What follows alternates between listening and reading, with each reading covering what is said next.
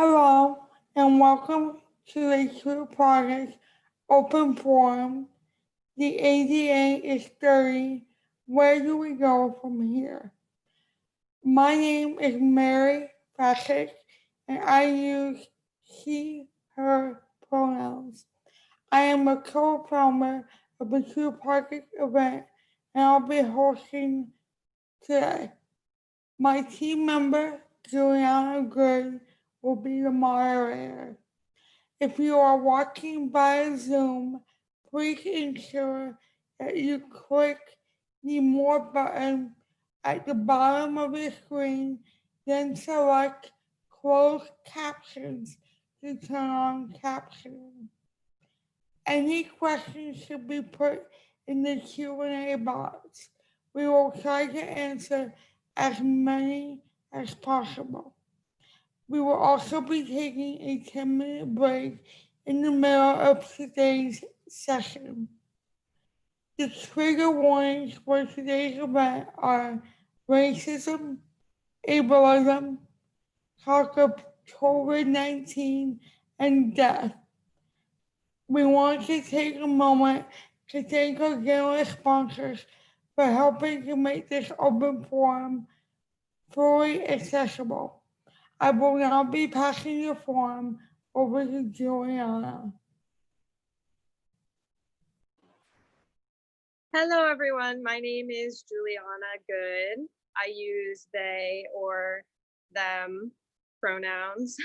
I am a late death, non-binary person, and I'm excited to be here with you today. Before we begin our forum, we would like to take a moment to acknowledge with the utmost respect that land we all stand upon today is the traditional and ancestral home of many Indigenous peoples. This land, known as Turtle Island by many Indigenous people, was stolen and renamed North America by white colonizers who destroyed lives along with a way of life. Please take a moment to consider the legacies of violence, displacement, and settlement that bring us here together today. We must practice this education and inclusion as we recognize our own history, responsibility, and commitment to displaced and colonized people everywhere. So I'm just going to have our panelists introduce themselves, if that's all right with y'all. We will start with Christina Grout, please. Hi, my name is Christina and my pronouns are hers and her, and I am unapologetically disabled, and so is my daughter, Thea. She's 19 months old and she has spina bifida. And on Medical Mama Diaries, which is my blog, I write about disability and advocating for your child's healthcare and mobility. And I'm really excited to be a part of this panel and to share the parents' perspective on disability. And I can't wait to listen to Tiara and Jen too. Thank you very much for having me here. Thanks for being here, Christina. Next, we'll have Tiara Mercius for a quick introduction. Hi, my name is Tiara Mercius, and I am a disabled below knee double amputee since birth, about birth. I am a law school grad, preparing for the fall 2020 bar exam, so wish me luck, cross your fingers. I'm also a married mom to my first child, the Bean, as I call him online. And I'm very excited to be here today and just talk about something that is very dear to me and a lot of other disabled people. So thank you. Thank you for being here, Tiara. We're happy to have you. And lastly, we have Jen Deerenwater. OCO, I'm Jen Deerenwater. I'm a citizen of the Cherokee Nation of Oklahoma. I'm also openly bi and I'm two-spirit and I'm multiply disabled and chronically ill. Chronic pain and mobility issues related to that are some of the larger things I struggle with, as well as complex PTSD. Outside of that, I am a freelance journalist. I'm a contributor at Truthout, and I'm the founding executive director of Crushing Colonialism, which is an international Indigenous media group that works to elevate the voices of Native people in media. Awesome. And Jen, just so I know, what are your preferred pronouns? I really just prefer to be called Jen as opposed to pronouns, but she, her, they, them is okay. Just none of them feel right for me. So Okay, got it. Thank you. I just wanted to say I really enjoyed what you had to say at our Friday event, and I'm very excited to have you back. So thanks for being with us. So I'd like to start with a question for Christina. And I'd like you to tell us about the lack of access to things like a wheelchair for your daughter, and on a smaller but just as important level, accessible playgrounds and things of that nature. I'm happy to talk about that today. And there's two very distinct issues in there, but they intersect as all of these issues do. The first is getting equipment for your kid. So whether that looks like a wheelchair or a walker or some other mobility equipment, that can be very difficult. The second issue is what do you do when you actually have that equipment? Where does your kid go? And your kid can't go everywhere just because folks with disabilities, we can't go everywhere and have equal access or equitable access. So as to the first issue, we're going through this right now. Thea is 19 months old and she's about to get her first wheelchair. We're so excited. We got to pick it out last week. It's going to be in black matte lava color. It's going to be absolutely awesome. And we're really excited, assuming that her doctors will sign off on the prescription that the physical therapist has advised on. So this is one of the first issues in getting equipment for your child who has a disability. Will the providers support that equipment? And the answer is often no. The evidence is very clear that kids from super young age, 9 months even, benefit from mobility equipment. But doctors often will say, oh, your kid's going to need a wheelchair. On one hand, they use that as a negative. On the other, they'll say, you're going to get that when they're 4 or 5 or 6, about school age, for example. So on one hand, they tell you that your child is doomed, for example, because they need this mobility aid. But on the other, they say, we're going to push it off as far as possible in the future. And those two very different perspectives don't make a lot of sense to me as a parent, as a disabled mom. Like, I just don't get it. So we've been working on really pushing Thea's providers to be on board with early mobility because there's so many benefits for her and for other kids too that need that early mobility. And doctors overall tend to work very old school in this medical model of disability, that disability is something you should try to just beat, overcome, fix, get around, very negative view. We have been very lucky in finding physical therapists that are on board with like, cool, your kid has spina bifida. We're going to make sure that she has all of the options she possibly can for getting around and exploring her environment. A very positive view of disability and her diagnosis, whereas her team tends to look at her still as a medical complexity. And merging those two things together and doing a little bit of a code switch between the PT that's very positive and her doctors that consider her something to fix is something I have to navigate as a parent. And I'm just now at 19 months into this getting decent at it. I'm still not good at getting everything that she needs. Those barriers to getting mobility equipment don't always just include the providers. Even if you have a provider who's like, your kid needs this and we're going to go to bat for them. That's not always what happens. Insurance can come into play and stop things. Most private insurance covers durable medical equipment like wheelchairs and like walkers to a very limited extent. It can be very difficult to get them for younger children. Again, even if a doctor says this is medically necessary and it's going to be awesome for your kid, insurance may say, too bad, we're not paying for it until they need this. And their need is basically a last resort after you have exhausted all therapeutic options to try to force your kid to be ambulatory, for example. And at the very last minute, for example, going to school, obviously a 6-year-old can't drag themselves around on the ground crawling. And at that point, then insurance will say, we're going to pay for this chair. I find that unacceptable, and it's something that I really want to change. And I hope that in conversations going forward, when we're talking about healthcare on a national basis, that durable medical equipment is addressed. It needs to be addressed, and it needs to be addressed for those who are younger, because the studies are clear. Early mobility is very helpful for infant development and toddler development.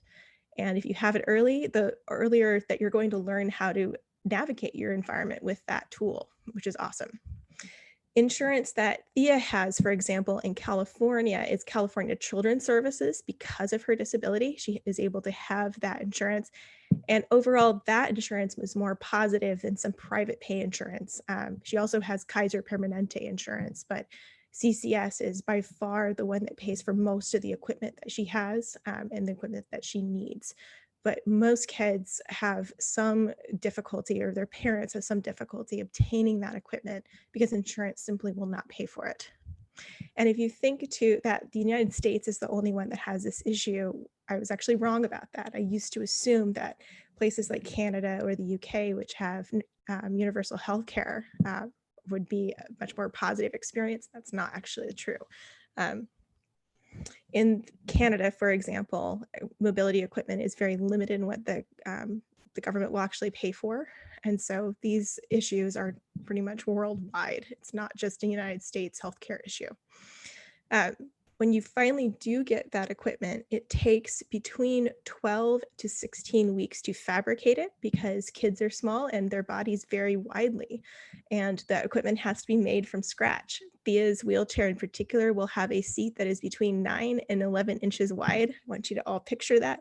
Just a cute little tiny chair. It's going to be adorable, and it's custom fit to her body to be able to move around. Juliana's expression is exactly how I feel. But it takes time for that equipment to come in. And so when you look at insurance taking a month, maybe more, that's on the conservative side, like that's a quick approval to approve that equipment. And then another 12, 16, 18 weeks to get the equipment. Half a year has gone by waiting for this to come into play. And so if you talk to providers when your kid is around a year and a half or a year or even 2 years, and the providers say, well, it's going to be in the future. Well, it takes months to actually get the equipment anyway. You might as well start talking about this now. So that's one of the changes that I want to see. So let's assume that you get this awesome pediatric wheelchair that's custom fit for your child and you are ready to go off to the races. Your kid is going around your home and figuring out how to explore their environment. And what's the next place you want to go to is a park, because parks are awesome, except when you're disabled, they're really hard to access. In Sacramento, California, where we live, we have tons of parks, dozens of parks, and most of them have ramps. And if you are listening in on this and perhaps you're not disabled and this is not a common issue for you to think about, you may see those ramps and go, wow, this park is accessible. This is terrific. I can't believe how inclusive my community is. Problem is, most of those ramps go to fluff, wood chips that are piled inches thick, if not sometimes a foot or more thick. They are difficult to walk in, let alone push a stroller in, let alone push yourself in a wheelchair through. They are not accessible. They do not meet the ADA's requirements. And parks are putting these in new playgrounds, not just older playgrounds that are grandfathered in somehow, but these are actual new parks built in the last couple of years, even that have these piles of fluffy wood chips. And how we get there, we're not quite sure. There's another mom that I'm friends with on Instagram, Sarah Turnbull, and Sarah Makes Everything is her handle. And she's been looking into this in Canada because the same thing is happening up there. And what we figured out is that the material standards for a playground surface, if it's going to be engineered wood, it has to be compacted down and have a vapor layer or a coating that keeps the chips in one single firm layer. That is not being done locally here in Sacramento, and it's irritating, and it's a waste of city resources. Which brings me to another point. When people talk about accessible playgrounds, a lot of times folks will say, there's no money to do this. The ADA is expensive. It's really expensive to be compliant. In Sacramento, yeah, exactly. That's exactly my face. In Sacramento, wait till you hear this fact. Our proposed police budget is $157 million per year for the police. Guess how much our 5-year budget is for ADA compliance? $3 million for 5 years. $157 million per year for the cops and $3 million per 5 years for ADA compliance.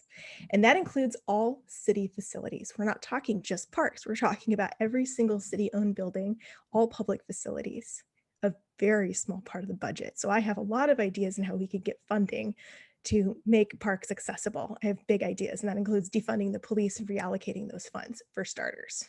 So I don't buy the argument that this is something that's not feasible for municipalities to do. It absolutely is. You just got to take money away from the cops. Sorry. When you actually do have a playground, this is my last point before I pass it on. When you actually do have a playground that you can access, if you're a wheelchair user, or you have low vision, or you're blind, if you look around at most of the parks that we have in the city, most of them do not have any ground level activities. So the other issue is you have a ramp that goes to a firm surface, but can you actually do anything but roll around on that firm surface? For many parks, the answer is no, there's nothing. There's stairs. So the ramp leads to stairs to go on a cool slide. That would be really fun if you could get there. The ramp will lead to literally nothing that you can use as a wheelchair user or someone else that has some sort of mobility issue.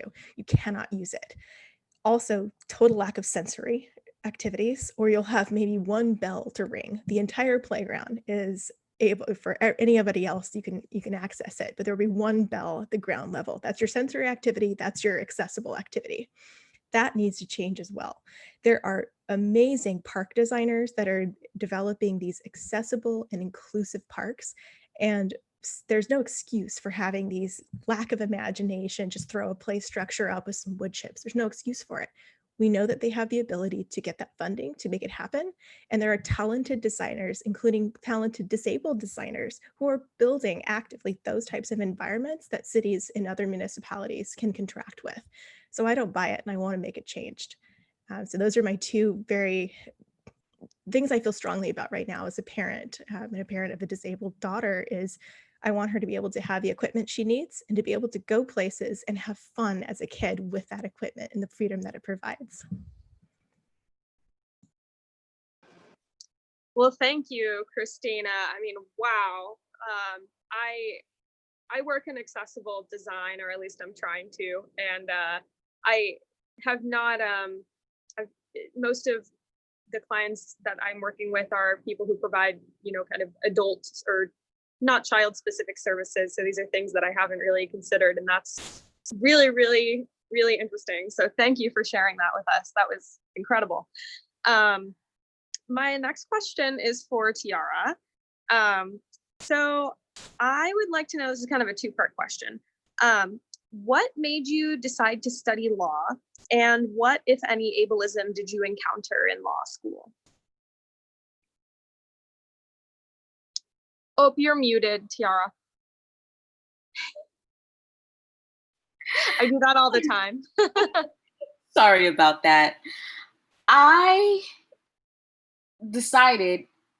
concretely decided that I was going to go to law school maybe 2012. I had always had an interest in it, but my first love actually was child psychology. And in studying psychology and in putting my own experiences, things that I went through with, as a child, being disabled, actually even affected my family, the makeup of my family, guardianships and legal guardianships, things and all of that. And that made me interested in the court system as far as family court is concerned. Eventually, with the rise of Black Lives Matter and all of these protests, especially back in 2013, I saw that Black people, especially the men, or identify as men, were swept up into the criminal justice system at higher rates than their white counterparts. And this is just something that I never really paid attention to until then, like the discrepancy. And so that family law interest turned into a criminal law interest. And I was just like, you know what, I'm going to go to law school. But like I said, it was more of an interest even before then. So I submitted my application at the beginning of 2014. And by the end of 2014, I was officially a law student. And as far as my school is concerned, I have to say I went to Southwestern Law School in Koreatown, Los Angeles. I chose that school for a number of reasons. One was because when I went on my campus tour, everything appeared to be fully accessible, which was something new to me. I've never been to a school that was fully accessible on the surface. You know, automatic door buttons and just wide doors, and all the restrooms had accessible stalls. There were even some that were just one stall, but fully accessible, you know, and I'm like, okay. The Disabled Students Affairs Department made sure even during my tour to come speak to me and let me know what type of help that I could receive if needed. And it just made me feel very at home as a disabled person. It was also a school that was founded to cater to the non-traditional student, the one that has to go part-time, the one who has to go at night, the one who doesn't really have the money and wouldn't be able to get into let me not say get into a traditional school, because it is a traditional school, but wouldn't be able to fit the culture, I guess, of the legal field, which is predominantly white, predominantly male. And so there were just so many different things about this school that made me choose them. So I wasn't that concerned about ADA violations when I went there. This is something that I did a little bit of research on before I even submitted my application, because applications cost money that I didn't have at the time. So when I got there, one of the first things during orientation, the director of the Disabled Students Affairs, she said, "What accommodations do you need?" And they did not wait until I submitted requests. They came to me and said, "What do you need? Here's what we can offer." And I had never heard of accommodations before law school. I went my entire undergraduate career. I went through paralegal school. I went through grad school, which was mainly online for grad school, and never heard of student accommodations, period. She said, "Do you need to sit in the front? Do you need a scribe? Do you need a note taker? Do you need to leave early?" And all these different things. So I was very pleased that at least that type of ableism I didn't have to worry about. And because of the type of school, the environment, the population, I don't think I faced a lot of ableism from the students either. Now that I think about it, I just never thought about that before. It was one of the first times in my academic career that I was not placed on a pedestal for being a disabled person in higher education. It was one of the first times that I didn't have to say to someone, "What is wrong with you? That's an ADA violation," or "What is wrong with you? That's ableist language." And I think a lot of it may have had to do with the cases. We were reading court cases that pertain to the ADA, that pertain to Olmstead, that pertain to, you know, SSI and all these disability related issues in different classes. And that kind of just did the work for me. And I was really glad about that. It made me very comfortable to be there. Yeah. So, I mean, I think that answers both of those questions in one. Not a lot of ableism that I faced there. The ableism actually kind of doesn't come into play until you start thinking about the legal field as a career. So, yeah, so academics wise, not a lot of encounters, but as far as the career side of everything, you network while you're in school. You go to events, you hand out your business cards, you network, because your legal career is built on who you know. You can be on all the honors programs you want, it's who you know. And unfortunately, a lot of these programs took place at night. I mean, they have jobs to go to during the day, so it makes sense. Some of these programs were off campus. And so those types of things, I don't believe the coordinators took into consideration. The buildings that they chose, yeah, they were accessible, they were ADA compliant, but just the amount of networking we had to do, all of the programs, all of the mixers between students and people in the profession, that was more inaccessible to me for the most part. And I actually did a short thread kind of on Twitter not too long ago talking about that. And I put in there that I did a lot of things that were unhealthy for me, physically unhealthy for me, just to make sure that I kept up with the amount of social interaction that I would need to get my foot in the door, so to speak, in this career. Taking public transportation at night because I can't take an Uber or a Lyft, you know, pushing my wheelchair or my electric wheelchair, draining my battery so bad sometimes because where we had to go was up a steep, steep hill called Hill Street. But the things that I would put my body or my accessible device, my wheelchair through just to make sure. But I mean, there's not much you can do about that yet. These are all very interesting points. And as a public policy student in a graduate program, I relate to you much. It's even when the school itself is accessible, there's still so many expectations outside of what you're doing in the classroom that are often very inaccessible. And so that's something that I think requires more coordination on the university's part in choosing where they put these events and making sure that the information about accessibility is available to students who are attending. So thank you. Thank you for sharing that. Mary, I just want to check in with you. Was there a target time that you wanted to do our 10-minute break?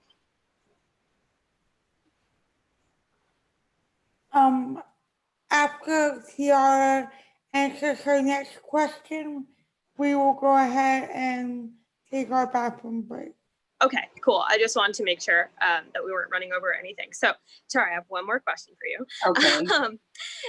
So from your perspective as a law student or law professional, is the ADA just too full of loopholes and ways that it can be broken to be enforced properly?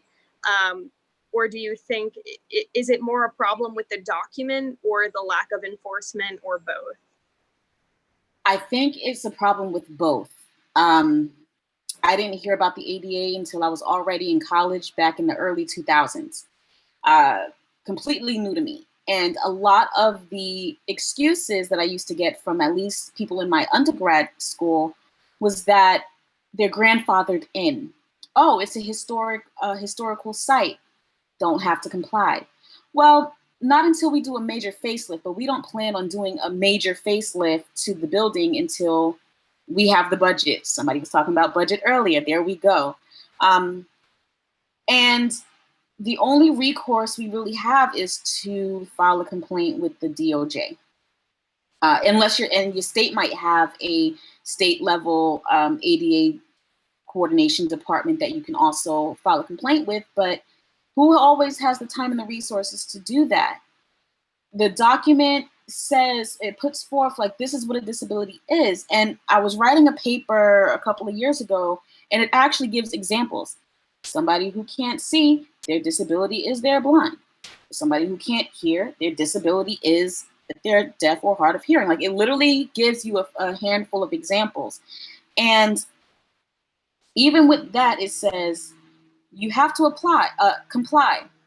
But if it'll cost you too much to put a ramp outside your storefront, then you don't have to do it unless you're going to do a major facelift. Well, I just won't do a major facelift.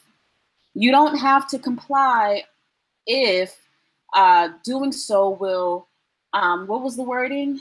Doing so will be detrimental to the path of business or something like that. In other words, it'll affect your other customers and their business. Then they don't have to do it. You don't have to comply if, and it's just, that's the document. And then going on to enforcement, our only real recourse, like I said, is to file a complaint with the DOJ. File a complaint or bring a lawsuit. And these lawsuits aren't frivolous like people like non-disabled people and business owners want to say. These lawsuits are to make sure that we can lead independent and lives and we have equal access. So when I hear that The DOJ does absolutely nothing. I was reading a handbook. Actually, I met someone from the DOJ a few years ago at a 7-Eleven, and he saw me trying to open the door to the 7-Eleven. And then he followed me outside and was like, "Hey, I work for the DOJ. I actually handle the ADA complaints. Here, let me send you the handbook. And here, let me send you the guidelines so that you know what your rights are." And I was reading through all these hundreds of pages of document, and I said, nothing around here does that. And they all get away with it because they know that we're dealing with the federal government once we get to the DOJ. Do you know how slow the federal government is if they do anything? And there's no threat of them having to pay us anything because we don't get damages in an ADA lawsuit. Maybe at the state level, but under the federal Americans with Disabilities Act, we don't get damages. We might get attorney fees. And that getting attorney fees depends on if you win your case to begin with, which means we're paying out of pocket first. So money, the financial barrier to even enforcement is mind-boggling to me, because you would think that the government wouldn't make it so hard for us to hold someone accountable for breaking federal law. Like, this is federal law, and people, they just break it left and right because they know that there's no real accountability. So in that, we need the ADA, even as it is now, we need the ADA, but we need an ADA with teeth. We need an ADA with teeth. That's it. These are all excellent points, and in studying the ADA as well, I've come to a lot of the same conclusions. So thank you for sharing that and kind of to understand the limitations of the document and how it's enforced. And just on another quick note before we take our break, a lot of the ADA design guidelines that businesses are expected to comply with don't actually make things accessible to deaf and hard of hearing people and neurodivergent people. For the most part, there's really no guidelines there. So there's certainly a lot more work to do in terms of what we expect from businesses and buildings and facilitators. So thank you, Tiara. That was awesome. Thank you. So with that, we'll take a 10-minute break. So I'll see you back here at 5:11 EST.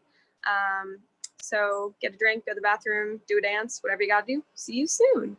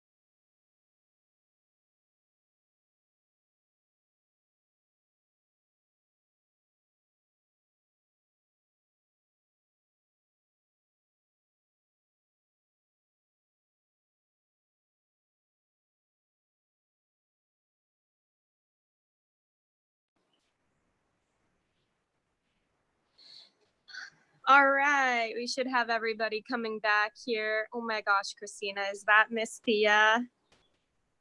Oh, what a cutie patootie! She just woke up from her Hi. nap. Hi! Oh, did you wake up from your nap? Oh. Her favorite toy here, her bear from Daddy. Yeah.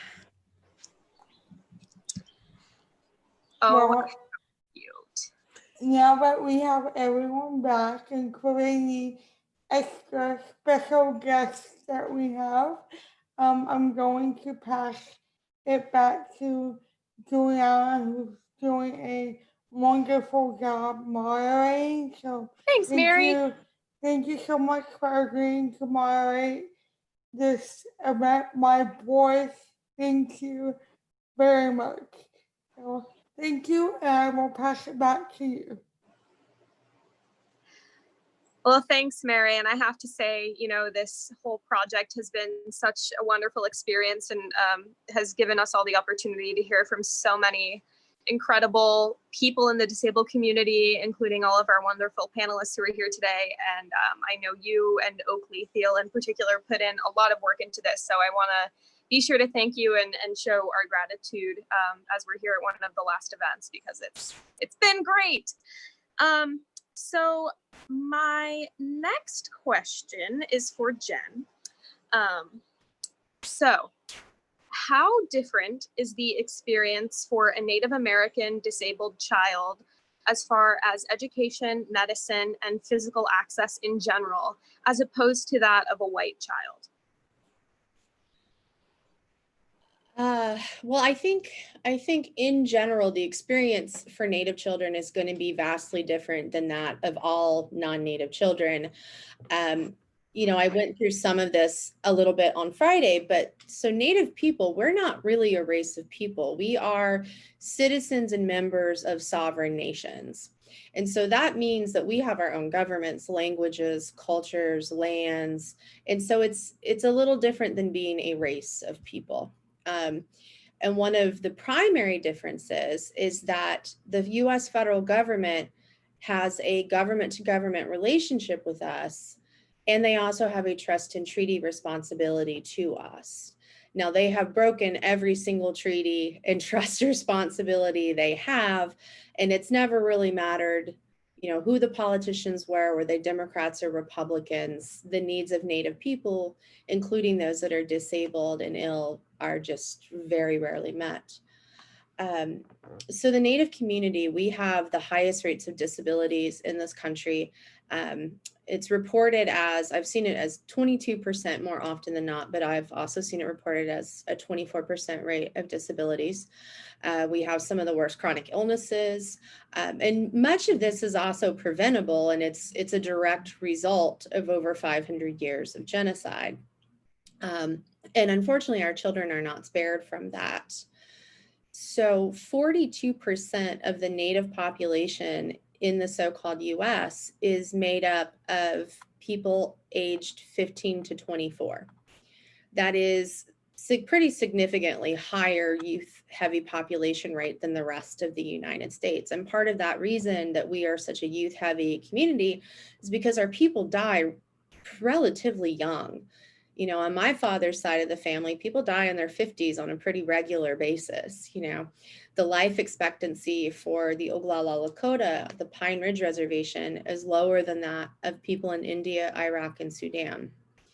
And so when you have this youth heavy population, a lot more responsibility falls onto the backs of our children. And there's a certain kind of knowledge that they also lose in the process, as you know, because as we lose our elders and we lose our family members, we lose a lot of that knowledge that has been passed down for centuries and generations. So there's often a lot of conversation about, you know, what do we do for the natives, and, you know, what do we do for the children? And Melania Trump just came out with a video stating that she wants to help the betterment of Native children. And she has a visit scheduled with my government, which is the Cherokee Nation of Oklahoma. They're welcoming her, which frankly, I'm quite disgusted by. But the entire video was basically, you know, we need to help Native kids, and that's great, but let's look at what the United States government is, including this administration. You know, we suffer from the highest rates of poverty, houselessness, food insecurity, starvation. Our lands are just polluted beyond belief from pipelines, mines, large-scale agricultural businesses. You know, we have Indigenous children being put in ICE detention centers, which is, in my mind, not that far off from when the United States government, as well as the Canadian government, took Native children and forced them into boarding schools. You know, it's the theft of our children, it's the traumatization of our children, and it creates disabilities and illnesses, let alone giving supports to children that already are disabled or chronically ill. You know, we have really high rates of incarceration and police brutality, and that goes for our kids as well. You know, it's not uncommon in Indian country to find grandparents that are raising their children, are raising grandchildren. One, because we just traditionally were more communal people, but also a lot of the parents, you know, they're suffering from drug addiction or alcoholism, or they've been put in prison, you know, and our children suffer when that happens. You know, our children are also incarcerated at really high rates, and it does vary across the country. Minnesota, for example, Native girls are incarcerated at 18 times the rate of white girls. Yeah, 18 times the rate of white girls. And when you look at the school to prison pipeline as well, like that is absolutely impacting Native kids, just as it is for other BIPOC children. You know, our kids are often kicked out of schools. And I also want to point out that our children can be in different types of school systems. If they're living within their tribal lands, then they could be going to a tribally ran school. They could be going to a school that's ran by the Bureau of Indian Affairs.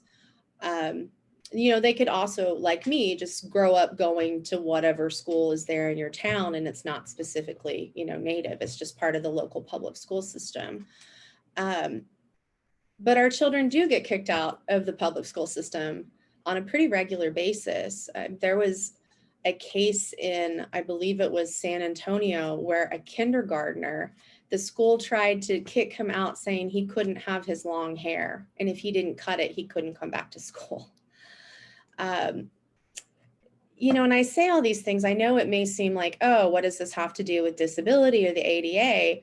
But as I more talked about more heavily on Friday, like these issues create disabilities, they create illnesses, and they make it much harder for those of us who are disabled and ill to survive and go on. And that includes our kids.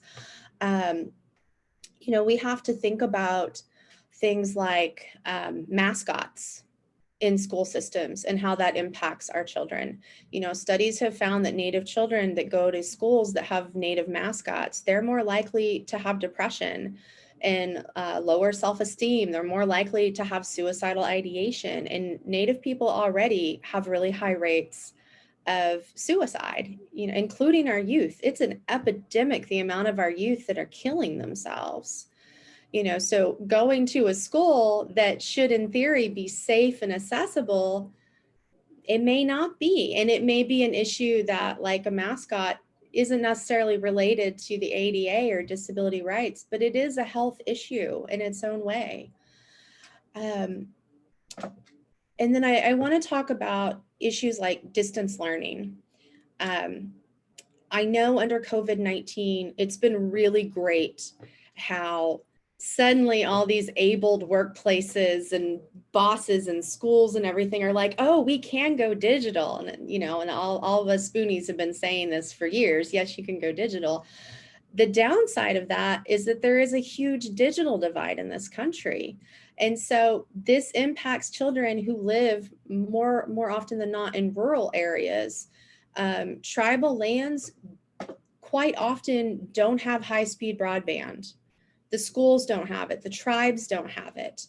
How are your kids supposed to learn if they don't have internet in this day and age? And that goes for disabled and ill students who maybe need to work from home and not be in a school. But how do you do that? We're dealing with that right now under the COVID-19 pandemic. Like, our children are falling behind.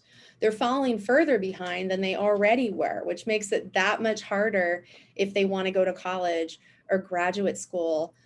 So I feel like for a lot of Native people, especially our Native kids, we're not even at that point of talking about, do we have ramps? Do we have access to mobility devices and things, when we still don't even have clean running water in all of our lands? How do you have paratransit transportation for students if you're living on lands that don't even have good roads? And so while I want to point out that the ADA, it's a US law, and I believe very strongly in tribal sovereignty. I believe that the United States government and state governments, county, municipal, and so forth, don't have the right to tell Native tribes how to govern themselves. And I think it's up to each tribal nation and its community members. I think it's up to the urban Native community as well to make sure that we are making our entire community and all of our spaces disability accessible. But in order to do that, we need the United States government to meet its trust and treaty responsibilities to us. I also just want to quickly, I'll just give a little bit of information on like some of the health issues that we have. And then I'll pass it off back to you, Juliana. So the Indian Health Services, it is a treaty guaranteed right to health care. Our ancestors negotiated for that through loss of life and land.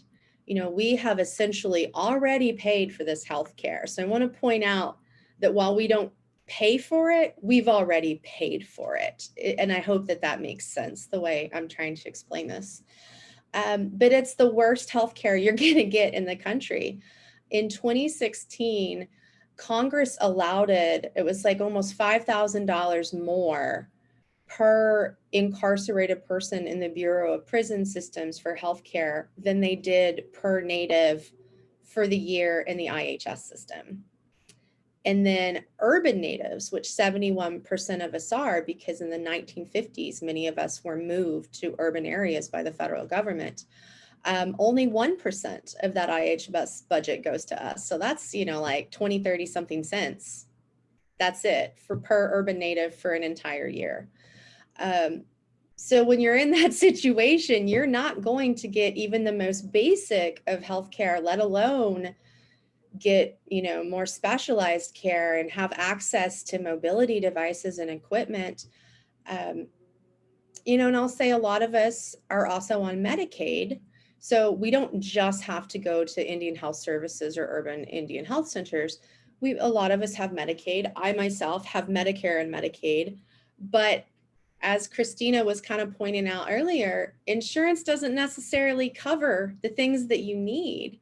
I can't speak to trying to get mobility equipment for children, but I know for myself, I have to fight my insurance constantly just to get them to cover a cane or to cover my diabetes testing supplies. Like, I've been out of my testing strips for almost 2 weeks now because I can't get insurance to cover it. So we know like that impacts kids, when their parents and their aunties and their grandparents aren't doing well, the kids are going to suffer and kids aren't getting the things that they need. And you also have to consider the racism within the medical system, not just in the ways of like structural and institutional oppression that blocks you from being in spaces, but also just the way you're treated when you're in those spaces. I've had so many ridiculous things said and asked of me when I've been in non-Native health spaces. And it was from the time I was a child all the way to now. I got a very clear message as a kid that medical providers didn't think as much about me because I was Native than if I'd been white. So it's there's a lot there. There's a lot to consider, and our kids are suffering. And I don't want to take away from the resilience and the strength and beauty of Indigenous people, especially our youth, but we have to do better. We have to do so much better. And it's going to take, I think, all of us coming together in order to do right by Native kids. Yes, absolutely. Thank you for sharing that with us, Jen. I know a lot of that was newish information to me, so that is very important to consider as we try to make our activism in the disabled community intersectional. You know, we always need to be considering and really centering BIPOC voices, and that obviously includes Indigenous peoples. So for right now, I know we have a couple questions brewing in the audience in the chat, so I'm going to go ahead and take a look at some of those. So this is one from Katie Christie for all of the panelists. And actually, I'm going to go ahead and say my parents asked the same question to me over text. So this is combo for Lauren and Scott Good and for Katie. To all the panelists, what aspect of the ADA do you most feel needs addressing / updating? Does anyone want to start with that one? Tiara? Yeah, go right ahead. Yeah, we were talking about earlier, the enforcement. I actually also feel that the definitions of disability needs to be updated, because right now, and it needs to be broad because anything falls under disability, but it also needs to be made clear to the layman person, the layman business owner, that, or, you know, just person on the street, that invisible disabilities exist.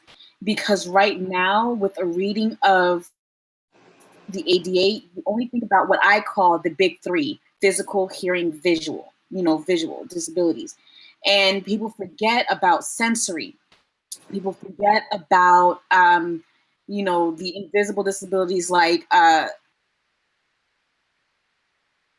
going to a place that has the strobing lights. And it's just like, wait a minute. No, we're not trying to suck the fun out of anything or, mess with any aesthetic, but these disabilities exist. So I would like to see the act actually address that there are disabilities that exist that you won't necessarily see.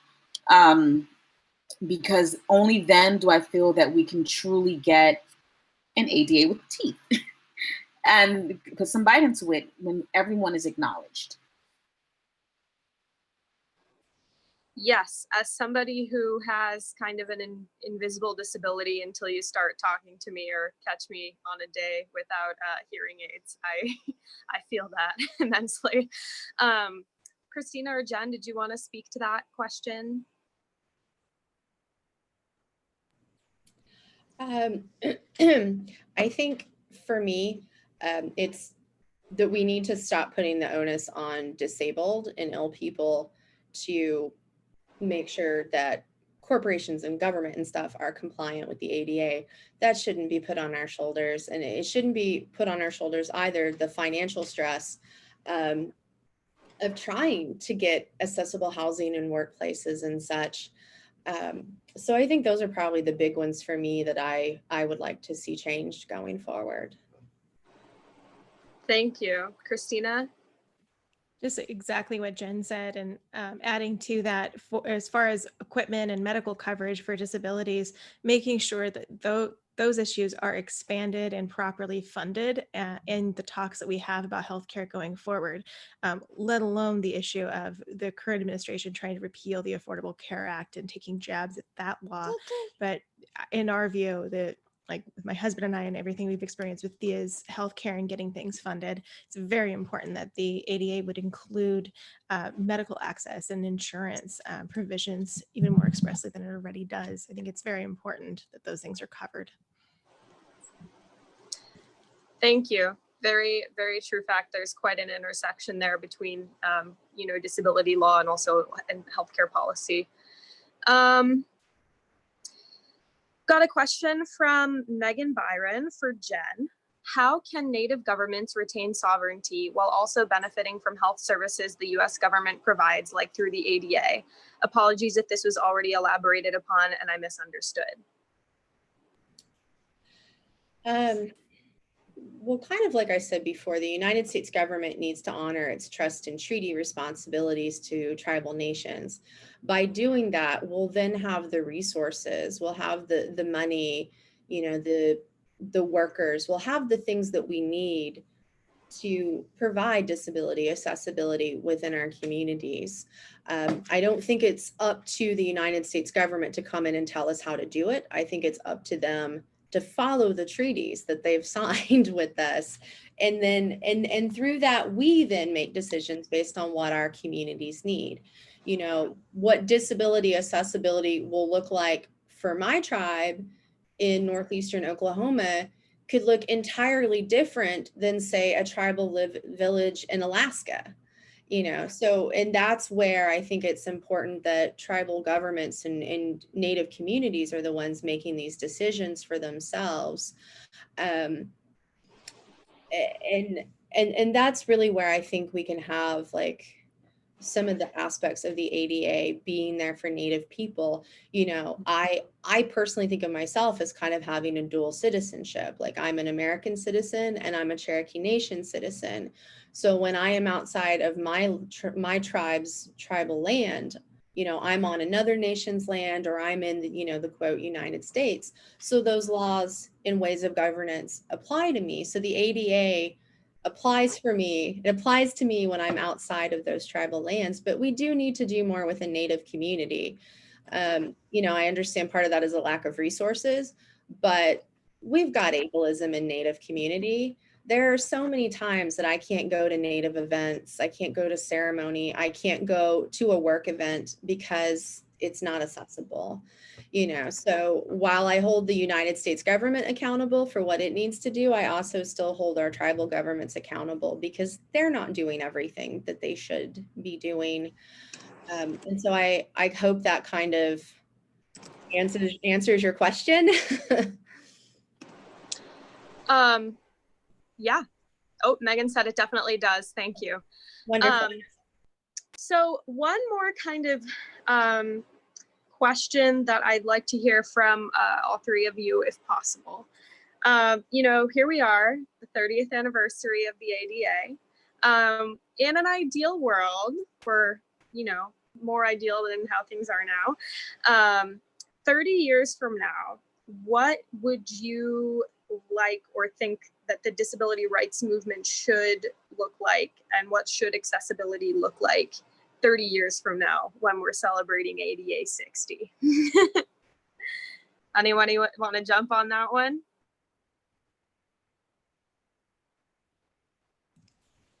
Christina, go ahead. Hi. I'm going to do this while she is nice and quiet and occupied. She's handing me lots of things to hold.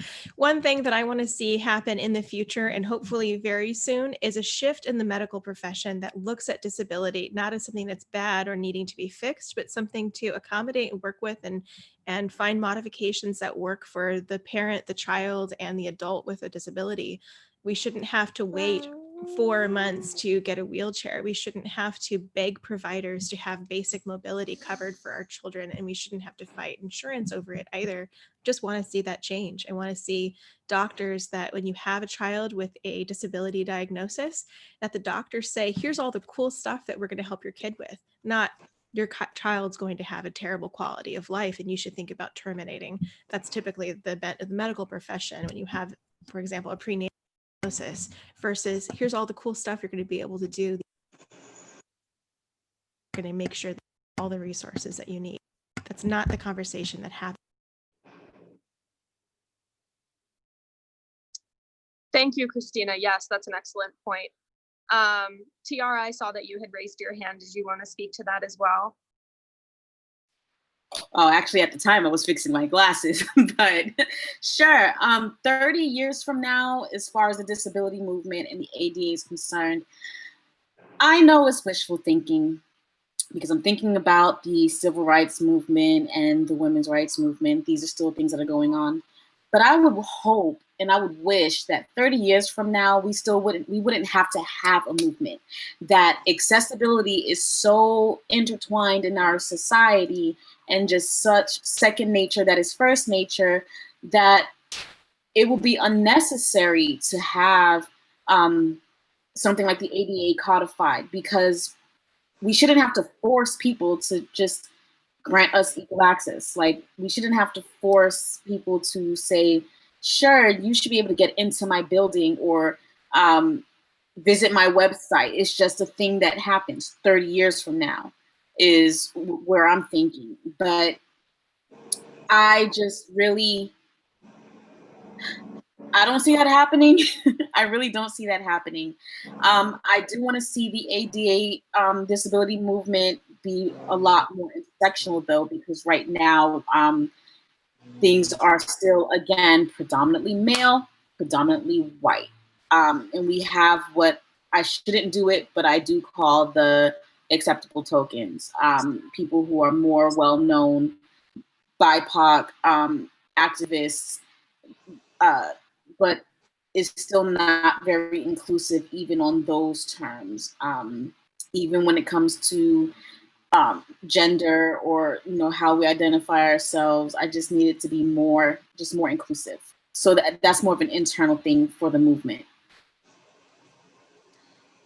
Yes, that is, I think, crucial as well. The way that we treat each other within this movement is going to be vital to how we are treated by others outside of the movement. And so we need to all treat each other with respect, regardless of, any number of things that differentiate us from each other. Jen, did you have an answer for that? Yeah, I'm gonna piggyback a bit off what Tiara said, and I'm gonna try to say the things that I want to see and be positive. It's so easy to get bogged down in all the things that are wrong sometimes that I forget about the, like, how do we move forward and be happy.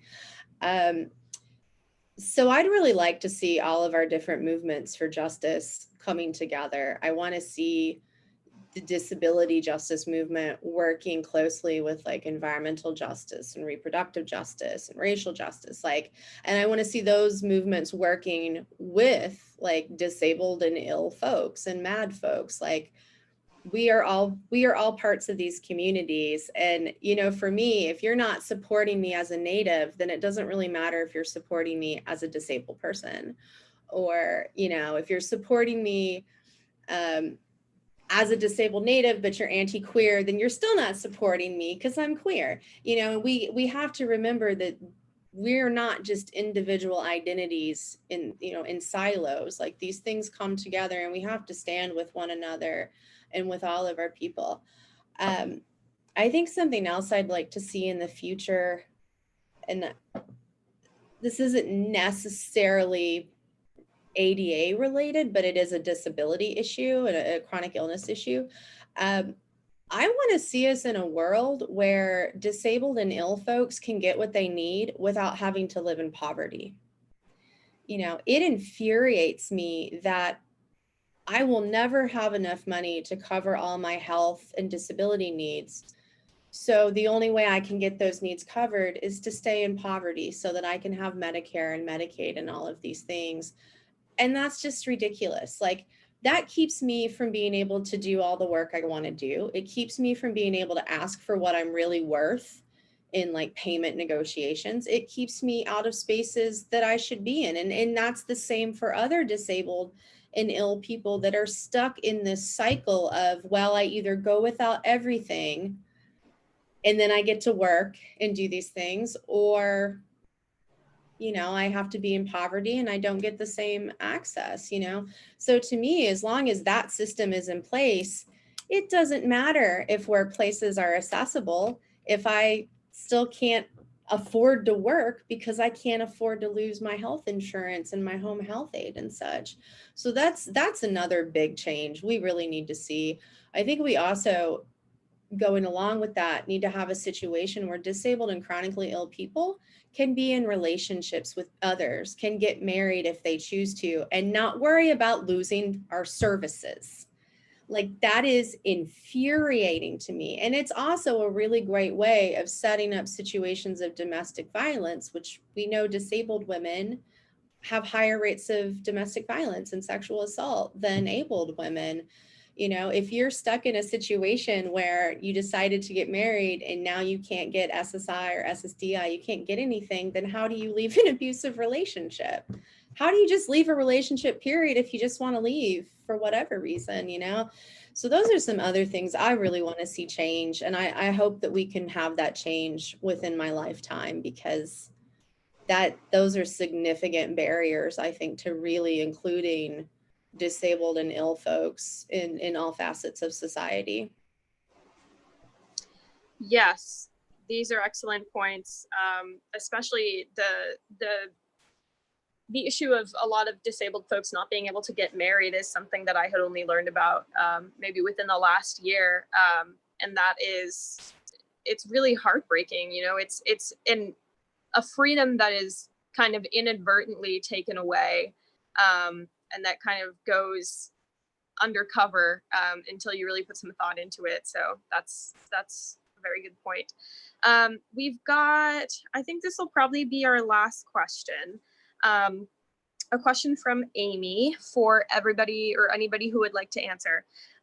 If this isn't too much of an existential ask, how are folks reckoning with the anti-science / anti-expert nonsense in the US and the havoc that is wreaking with COVID, climate change, and racism, and the reality that a lot of us face with having experienced doctors and healthcare providers that do not know our illnesses well and have caused more harm than good?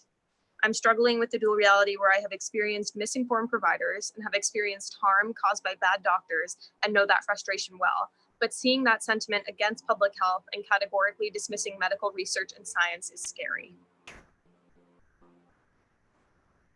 Anyone want to jump on that? I can speak in for part of this. Is Sure, yeah. one of the ways that people try to undermine the science and reasoning behind the recommendations, for example, by the CDC for COVID-19 precautions, is they say, well, that's fine, sure, the virus exists, but it's only affecting those who are old and vulnerable. And by using the term only and just, they are minimizing and dismissing an entire population of people. And that's how I think some of the misinformation and just flat out rejection is you look at a population that's especially vulnerable to that infection and they dismiss it. And they say it doesn't matter because it's not them, which is how we get to this other component too, is that we're seeing now modifications made left and right for folks working from home, being able to pick up grocery delivery, all of those things, because it's not the community that was asking for those modifications before. It's non-disabled folks who are angry that schools, for example, are closed and that they can't get their restaurant food and all of that. Those are the folks that are making the biggest noise. And therefore, they're the ones that got all of the accommodations for it. So on one hand, non-disabled folks are benefiting from the struggle that our community has had trying to get, yes, she's trying to turn my mic off. Sorry for the distraction. Non-disabled folks are benefiting from those accommodations, but then on the other hand, are dismissing the very real impact of the virus. So that's one element that I've seen personally, even with friends and family, just not taking it seriously, simply because it doesn't affect perhaps them. Although I would argue the evidence is very clear. Absolutely anyone can get this virus. Absolutely anyone can have a serious health impact from it and or die. So it's not just all of us who are disabled and elderly and medically fragile. It's literally everyone that could get sick with COVID-19. And that's what's really scary about it. Yes, absolutely true. And yeah, it's been very frustrating is an understatement to see non-disabled people kind of dismissing the community in that way. It's just points to kind of a general lack of empathy that I find just kind of disgusting, quite frankly. Jen or Tiara, would either of you like to speak to that question?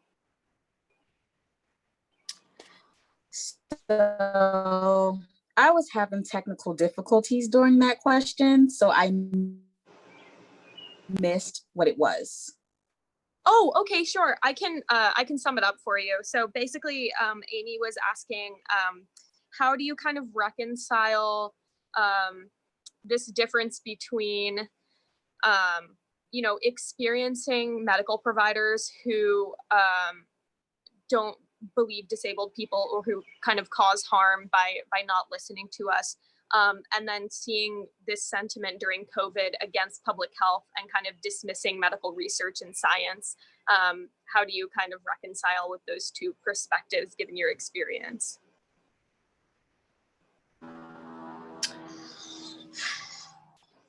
Would it make sense if I told you that I'm not shocked at all, though? I feel seeing nationwide outside of the medical field is just an example of what I've experienced or what a lot of disabled people have experienced in the medical field. Like you said, not believing us. Although I see now that even though the lay person isn't really taking the COVID thing seriously, even though they are willing to throw disabled people under the bus, I almost feel like people are listening more. So it's like, if you go to the doctor and you say, hey, I've had this serious cough for a while, I think this might be going on. Doctors are like, COVID, I think COVID is going on, for example, are more willing to hear you out now, though. Now, maybe not like 6 months ago, but now. And it bothers me because, especially as a disabled Black woman, every month, my friend and I, we medical misogynoir, where we talk about medical racism, and misogyny, to be more specific. And it just seems to me that it's just one more thing for us to have to deal with as disabled Black women, but yes, disabled people in general, being believed, being trusted, people taking us at our word, not throwing us under the bus, not locking us out of medical care, even though telemed is a thing now that we've been begging for forever. It's just, I don't know, it's difficult for me to reconcile it all together because maybe I just don't trust enough. Like, I don't have hope, if that makes any sense. I just don't. I've experienced way too much of being not believed, of being thrown under the bus, of being told that, something that I'm experiencing, for example, chronic pain, maybe I need to take an antidepressant. Whereas now, maybe I'll say I have a symptom and it's, oh, hey, go get help. Go get your blood pressure checked out right now. Go do this right now. And it's just like, now you want to listen to me? And I don't know, it's difficult from my perspective, like I said, as a disabled Black woman, to see all of this going on, knowing that now not only are medical professionals dismissing us, but so are my neighbors, for example. Whereas then maybe they listened before, probably not. But, it's difficult. There's a lot to contend with. There's a lot to fight with. There's a lot to quote unquote overcome. Yeah, that's an excellent point. And I think you're right in terms of COVID kind of playing to both sides of that same coin, where, a doctor might be more likely to take it seriously if you go in with a cough. But at the same time, we're hearing stories of people who, think they have some symptoms and then they aren't allowed to get tested until their symptoms get progressively worse, until it's basically already too late, So that's an excellent point. Jen, did you want to add anything to that?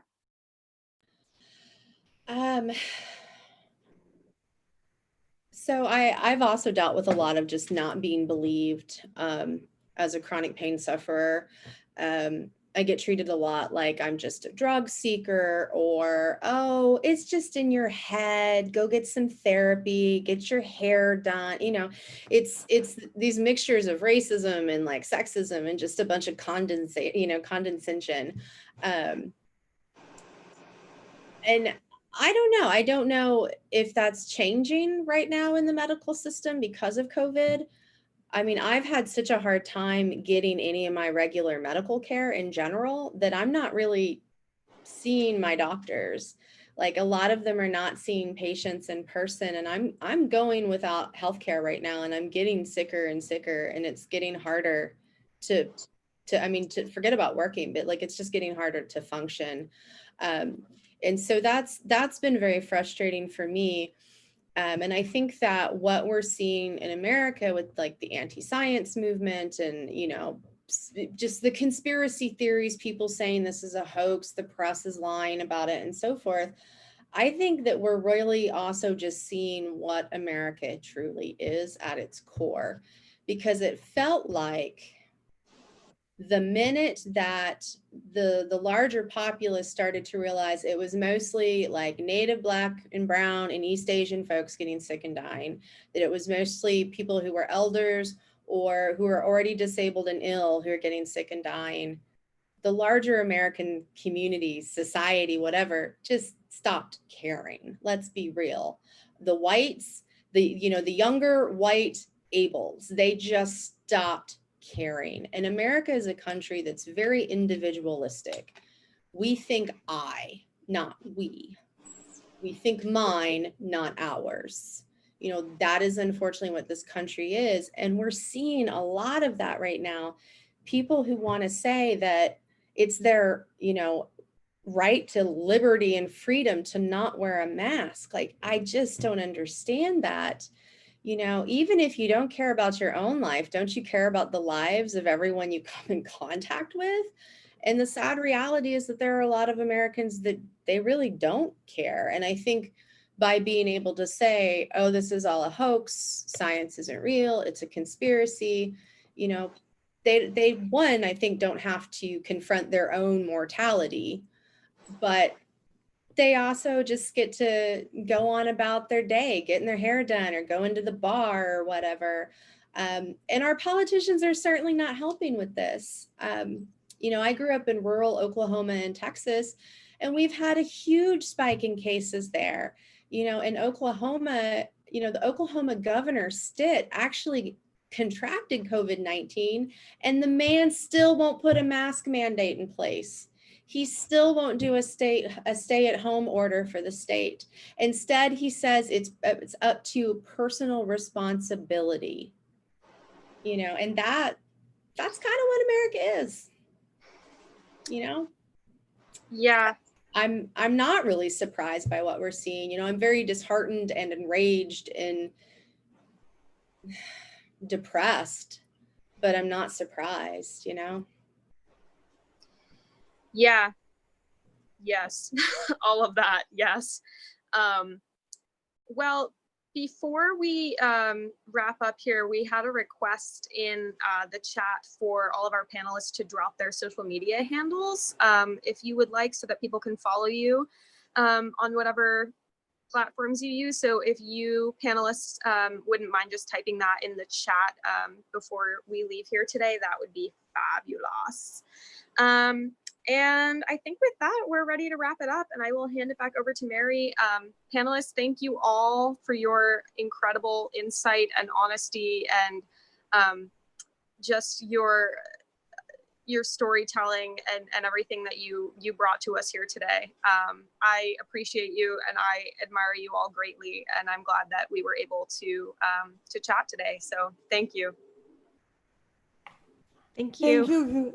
Thank you, Juliana, for doing such a wonderful job moderating today.